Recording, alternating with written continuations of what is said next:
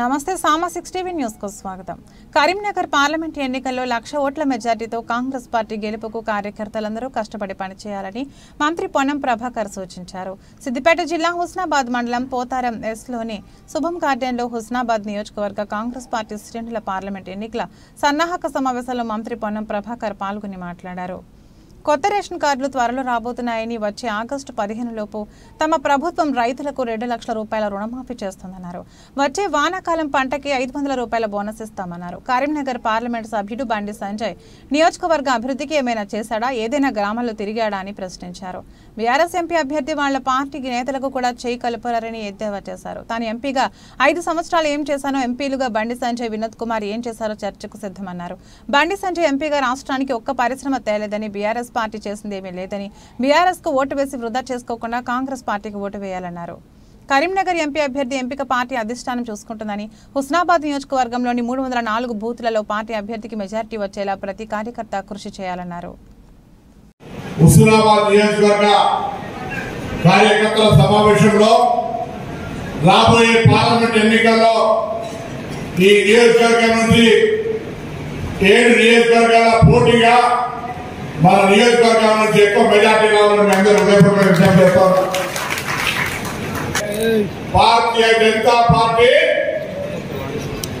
ఈ దేశంలో 10 సంవత్సరాల అధికారంలో ఉంది। తెలంగాణ రాష్ట్రానికి సంబంధించి పిల్లల చదువుల కోసం ఒక విద్యా సంస్థలు తేలే, ఉద్యోగాల కోసం ఒక పరిశ్రమలు తేలే, ఆరోగ్యాన్ని పర్యవేక్షించడానికి ఒక వైద్య సంస్థలు తేలే। అటువంటి భారతీయ జనతా పార్టీ కనీసం తెలంగాణ విభజన హామీలు కూడా అమలు చేయలే।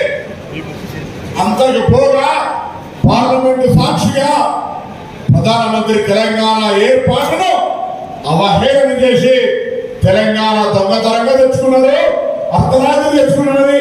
ఇంత తెలంగాణ కోసం నేను అడుగుతాను, దయచేసి నేను 5 సంవత్సరాలు పార్లమెంట్ సభ్యుడండి, వినోద్ కుమార్ గారు 5 సంవత్సరాలు పార్లమెంట్ సభ్యుడు, దాని తర్వాత 5 సంవత్సరాల ప్రణాళిక చైర్మన్ బండి సంజయ్ గారు 5 సంవత్సరాలు ఎంపీ।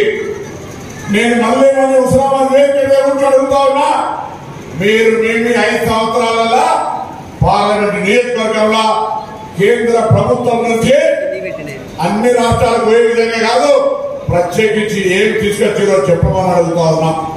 అది చేత కాదు, మీరు చూసిరు ఎవరంటే అక్షితాల గురించి మాట్లాడతారు, బాత్రూమ్ల గురించి మాట్లాడతారు। ఈటీఎస్ పని దేశబద్ధమైంది కదా, ఇక్కడ ఒక్కగా కాదు కదా।